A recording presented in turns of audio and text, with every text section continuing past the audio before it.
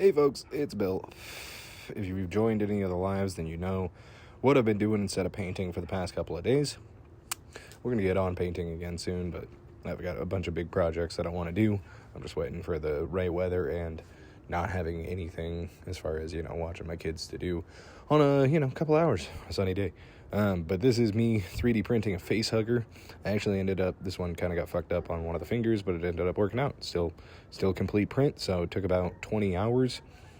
This is going to be the final piece here in a second on my face, and then on my daughter's face. And then back on my face with a matching hat. I hope you guys like it. Like, subscribe, check out more of our lives and everything that are going on. Hopefully you guys are having a great day.